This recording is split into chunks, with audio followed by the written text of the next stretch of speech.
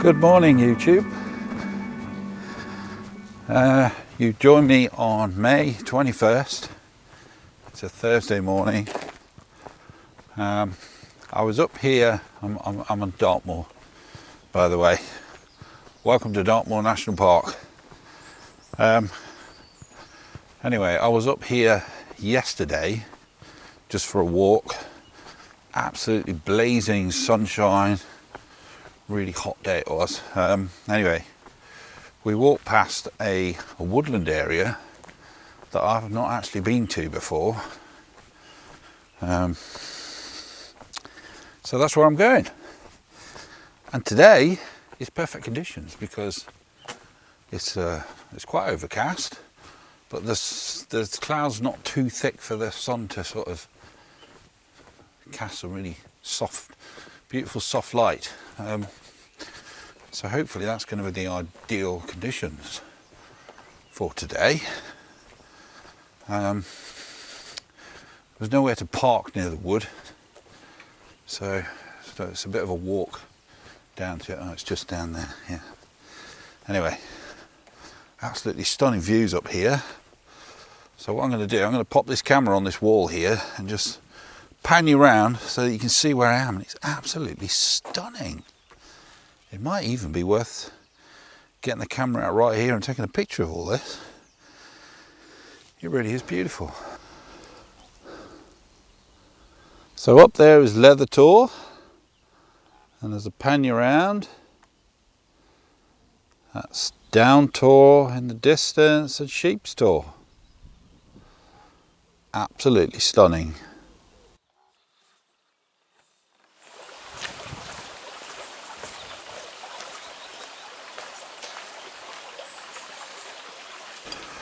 Right, so I'm actually in the wood now.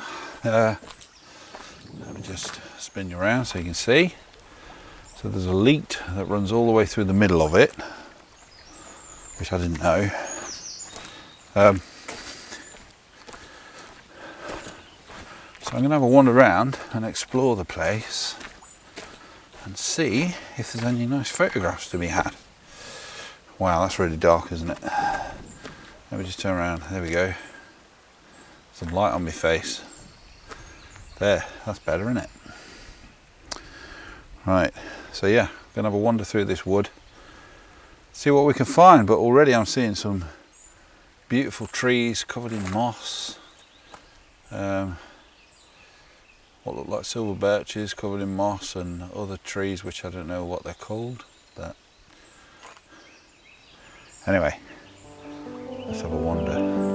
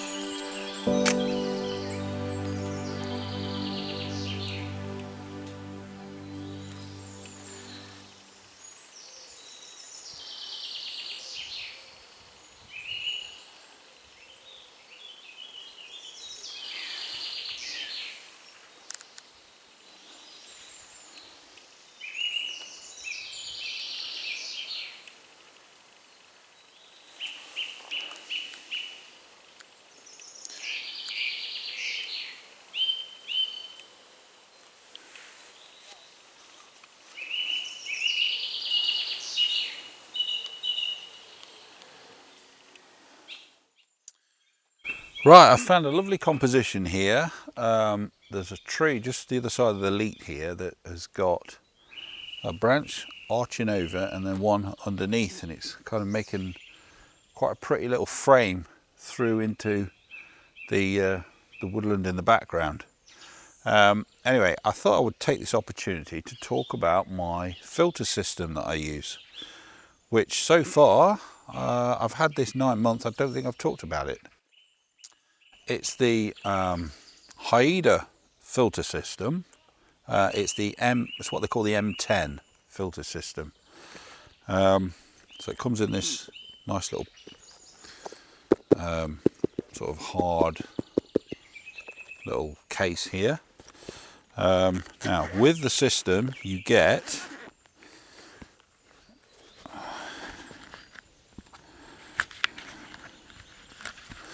that's what it looks like inside.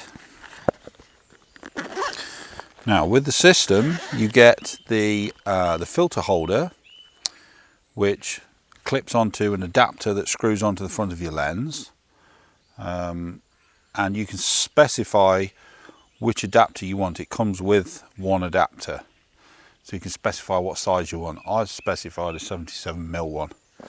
I've also got an 82mm one because you can buy them separately. So yeah, I've got a 77mm adapter ring, screws to the front of the lens, and then the filter holder. Let me just take it off and then you can have a close look at what I'm talking about.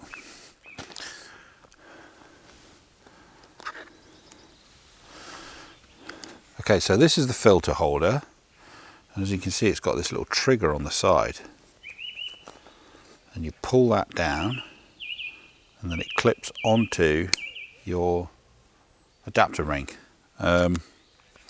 It's also got these two little, each filter has got this little trigger on the top, and it just slides in like that. So that's the polarizer that comes with it. So it just slots in like that. In it goes, clicks into place, and it's got a little thumb turn wheel on the top to adjust the polarizer. The front of the filter holder, as you can see there, it's got like a bit of felt on it or something like that, so that when you slide in your the filters that slide into the front, there's no light leakage. It's completely sealed. Now let's say you want to use an ND filter but you don't want the polarizer in. So the system comes with a like a blank or a filler, and that just slides into place just like the polarizer does. In it goes.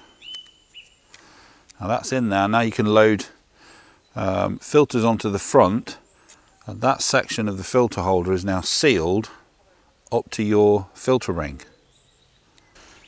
So it's, once you slide that in, click it into place, it's completely sealed, complete light seal. Now you can buy ND filters that actually slot in. The only problem with that is you can only use them one at a time, which means if you're using a slot in ND filter, you can't use the polarizer. So I prefer to use filters in front of it. So you can use like grads or ND filters. But yeah, it's a fantastic system. It's all made of metal.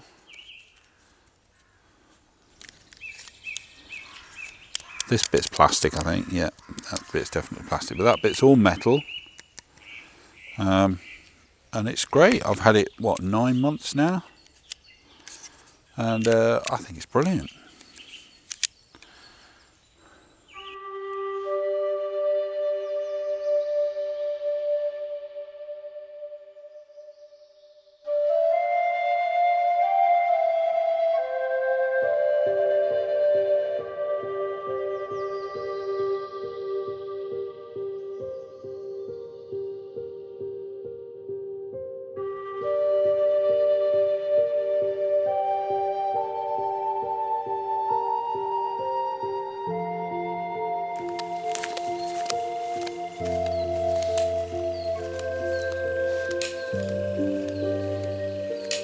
Right, so what I'm looking at now is this beautiful old tree that's got a branch broken off here and it's hanging down, and it's completely covered in this gorgeous thick moss, and it's got the sun streaming through, so we've got some dappled light all around the ground and on the tree.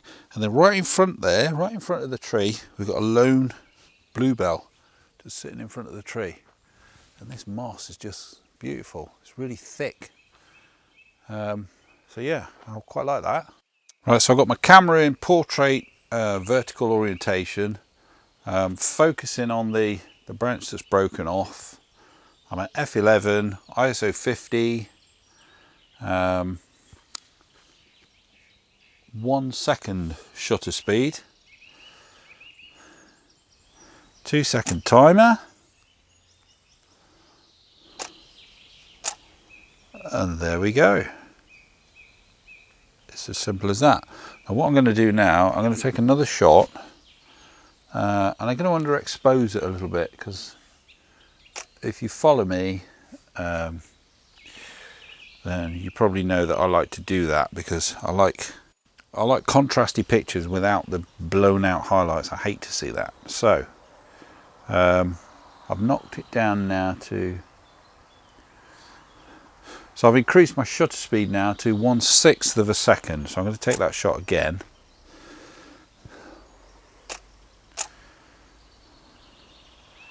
And there we go.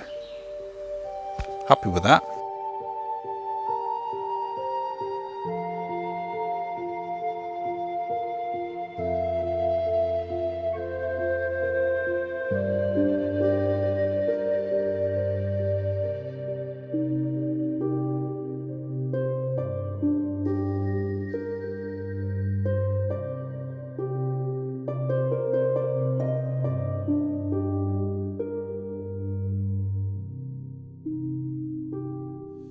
Okay, so if you're wondering how I decide on my shutter speed, because I know there's somebody that follows me regularly that doesn't have live view on the camera. They're using a 5D Mark 1, and that's Alan. So this is for you, Alan. Okay, so how I decide on my shutter speed, I use the live view. So punch in the live view. Now, as I move my shutter speed dial up and down, so if I increase my shutter speed, as you can see, the picture gets brighter and brighter on the back of the screen. Now, if I bring it down to 1/6 of a second, now you can see that it's, we can still see the detail in the foreground, and in the shadows, it's still there, but the highlights look much better. There's way more contrast. And there we go. So that is how I adjust my shutter speed, by using the live view, just moving the shutter speed dial up and down and deciding from what I see on the back of the camera what I think is going to give me the ideal shot. So I was asked a question recently about whether or not I think it's a good idea to revisit locations, and the answer to that is yes, absolutely. Definitely revisit locations, because you never know. I mean, when you get there, you can take a different route. If it's a national park or quite a big area, then there might be different paths that you can take that you've not seen before. Or even if you take the exact same route, you may well come across the same compositions you've shot before, and it may look completely different from a different angle. There's different times of year, different seasons, it'll look different weather conditions. So yes, definitely revisit locations. Right, so as I'm walking along this pathway through this wood here, I've come across this beautiful redwood pine, I think it is. I'm no expert on trees, so I could be wrong, but it's definitely red and it looks like a pine. Anyway, it looks amazing. The sun is kind of up above it, so I've got a lot of highlights going on. Switch the live view back on. But I'm not too worried about that because I don't know, there's something about the white highlights. I know I was talking earlier about blowing your highlights, but in this situation it makes the whole scene look quite ethereal, so I quite like it. And I've put the polarizer on so I can really pop the reds and the greens. Now the composition is basically, let me just check my settings, and I will pop it over into video mode so that you can see. So you can see what I'm looking at now. So we've got a V in the tree there, and then through the tree there's another pine through the middle of it. So we've got this beautiful V, the two red trunks. Well, actually there's three. Is there three? Yeah, there's three. Sort of coming out like that, with a pine further in the distance straight up the middle. Okay, so I'm at ISO 50, f11 and 1/4 of a second with a 2-second timer, polarizer.